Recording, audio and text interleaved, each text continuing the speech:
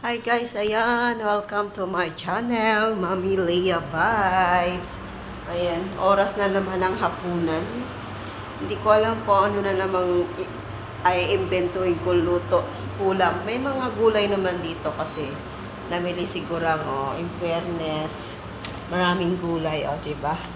Maraming laman ngayon ang aming rep. May talong, may bell pepper, may kusa, may okrang gapisot, no, may mga itlog, diba? May dates.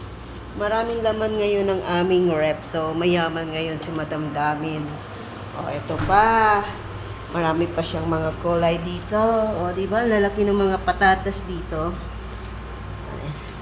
May sibuyas, bawang, diba? Rich ngayon si Madam Dami. Namili siya ngayon ng mga gulay kasi talagang wala na akong maluto. Kaso ang problema ngayon, hindi ko alam kung ano ang aking lulutuin. Tinatamad na ako magluto ng gulay.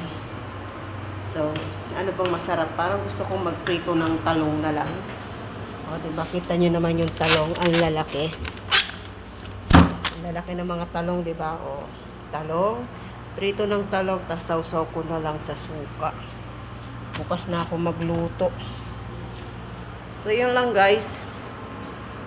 Yun lang, babush.